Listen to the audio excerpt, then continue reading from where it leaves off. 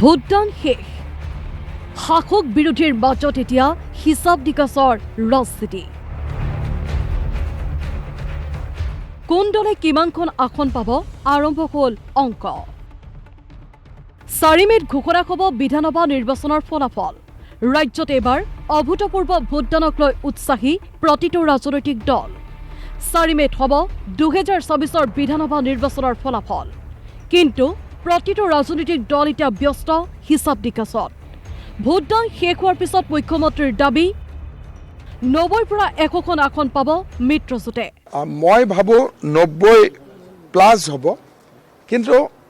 যদি 100 চুই দিয়ে আচৰিত হ'বলগীয়া নাই কিন্তু আমি যেহেতু ৰাজনীতি কৰোঁ ইলেকশ্যন হৈ গ'ল গতিকে বিনম্ৰ হোৱা ভাল বহুত বেছি এগ্ৰেছিভ হোৱা ভাল নহয় গতিকে মই 90 প্লাস মাইনাস 2 থাকিম ভোটদানৰ হাৰ বৃদ্ধিৰ বাবে ৰাজ্যবাসীক ধন্যবাদ দিলে ৰাজ্যিক বিজেপিৰ সভাপতি দিলীপ শইকীয়াই ভোটদান বৃদ্ধিয়ে প্ৰভাৱ পেলাব 25টা বিধানসভা সমষ্টিত অসমৰ জাগ্ৰত আৰু সচেতন পৰম শ্ৰদ্ধাৰ ভোটাৰ ৰাইজক অসমবাসী ৰাইজক ভাৰতীয় জনতা পাৰ্টীৰ পৰিয়ালৰ তৰফৰ পৰা আকৌ এবাৰ শিৰ নত কৰি বিনয়েৰে ধন্যবাদ জ্ঞাপন কৰিছোঁ কৃতজ্ঞতা জ্ঞাপন কৰিছোঁ আপোনালোকৰ আশীষ আমাৰ বাবে সদায় কাম্য আপোনালোকৰ আশীৰ্বাদৰ জৰিয়তে আমি আজি এইখিনি অৱস্থালৈকে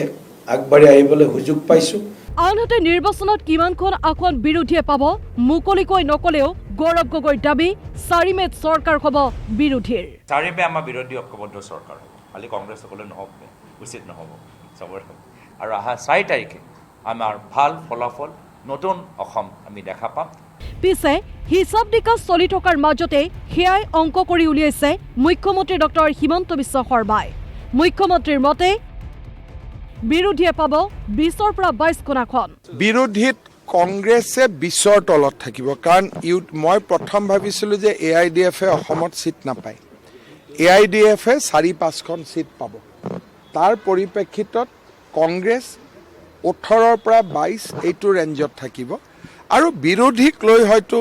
যদি আমি 90 পাওঁ তেতিয়া বিৰোধীয়েতো 36 হ'বই লাগিব ৰেকৰ্ড সংখ্যক ভোটদানে কোনটো ৰাজনৈতিক দলক কৰিব লাভান্বিত কোনে দখল কৰিব দিছপুৰ অপেক্ষা মাত্ৰ 4 মেলৈ ব্যুৰ ৰিপৰ্ট DY365